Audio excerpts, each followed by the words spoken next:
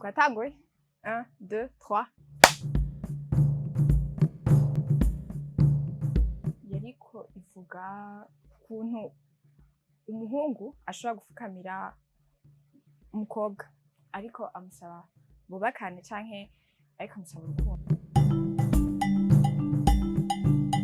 Ndashaka kuraba amavi y'abandi bantu ndabe bo ngene bavyakira, si ari iterambere canke ari je nasigaye inyuma. Hari abavyakiriye nasanze umengo basangiye ivyiyumviro, hari abavyakiriye bavuga ati mfukamira Imana yonyene, je sinshobora gufukamira umukobwa. Hari n'iyindi commentaire yo yantwengeje, umuntu yavuga ati le fait que uwo mukobwa bamushize en rouge yateye ubwoba. Sinzi bavyakiriye nabi en général. Ntushobora gutanga akarorero, hari commentaire shoti naheruka gukora ijanye n'ibintu vy'abashuga daddy. Hari umugore sinzi ko ari umugore, sinovuga ko ari umukobwa, ntavyonzi, yabajije amanza kumbwira ati uri umwana, ivyo uriko uravuga ntavyuzi, tekana, bisaba ko wicara hasi. Sinzi, birambabaza, franchement birambabaza. Arya amakomantere hari amwe ambabaza, mugaha n'ibindi mvuga ati birabisha. Gusa bavuga umugani mu Kirundi ngo ukuri kuvuga uwukuzi ntikuvuga uwukuzi. Shalom shalom, nitwa Imbabazi Grace. Objectif nari mfise mu gukora iyo video yo kwikinisha nuko muri no minsi umengo ni ibintu bisanzwe kwikinisha. Umva abantu bavuga ngo kwikinisha ngo birarinda indwara, birarinda abana. Ugerageje no kureba mu makomantere deja batanga, urabona ko abantu kwikinisha babifashe nk'ibintu bisanzwe. Alors que novuga gute, ni bibi, si vyiza ku magara y'abantu, novuga ni acte mbi uba uriko uronona mu mubiri wawe, en d'autres termes. Mu makomantere menshi twagiye tubona abantu banditse, abagabo cane cane canke abahungu baravuga ko kwikinisha canke kwisambanya bibarinda kuja mu bandi bagore, bibarinda kuja mu guhereza amahera yabo mu bagore. Abandi nabo bakavuga ati ako wosambana wofuma wisambanya. Bakavuga ko mu gusambana haba harimwo imikoshi.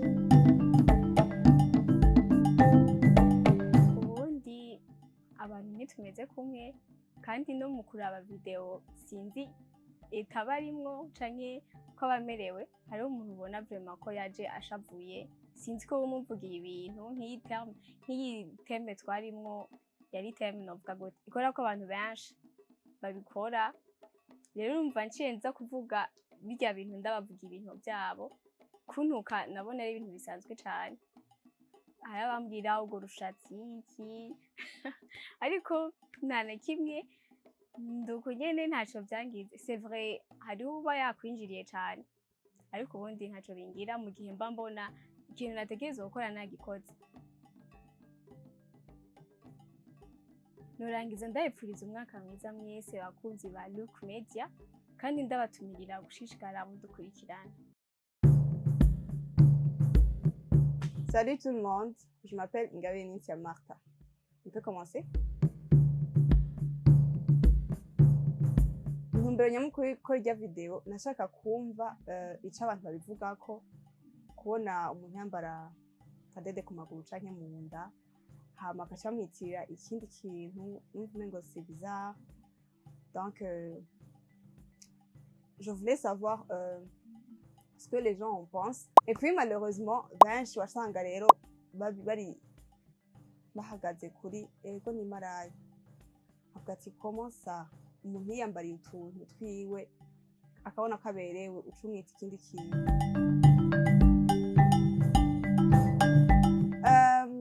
Uko yoba yarakiriwe, je me dis yakiriwe neza.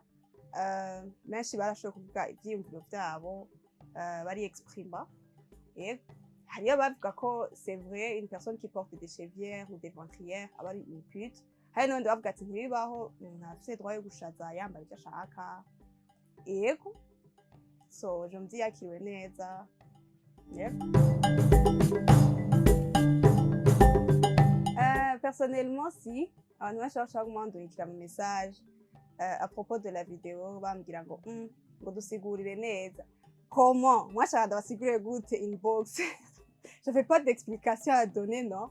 Urumva naca mvuga ati none ndagusigurire gute beaucoup plus que j'ai dit là-bas dans la vidéo. Umenga nyene oya nta zindi siguro zindi nari mfise ntanga gusa ce que je sais nuko abo bandi baza kubindungikira inbox nuko baba bashaka yuko genre eux ils voulaient me montrer que ils ont vu la vidéo et aussi que j'appartenais à muri yo kaya abantu bambara des chevières bashaka kumbaza ati vya vrai tu es une pute. En fait c'était ça le message mugabo sinashoboye kwishura ku byo bari ce qu'ils attendaient de moi ku byo biyatonda ko ndabishura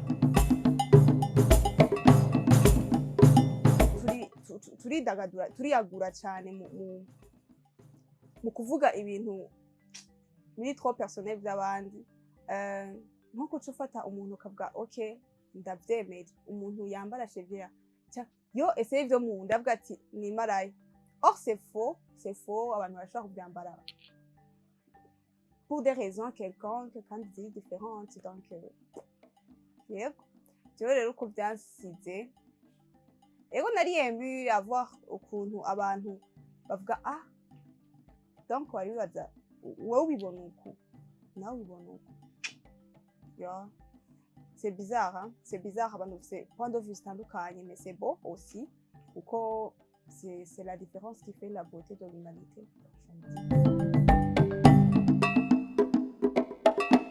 Alors meilleurs vœux et joyeux Noël. Hama mwandari mudukurikirana Look Media ibateguye ibintu byinshi bivyibushe cyane mwarakoze abantu mwadukurikiranye durant cette année n'abandi bashasha mwese turabatumiye cyane dupartager nos contenus mu ma contact yanyu mu bagenzi banyu un peu partout quoi no ku ma statut hama à tantôt ciao.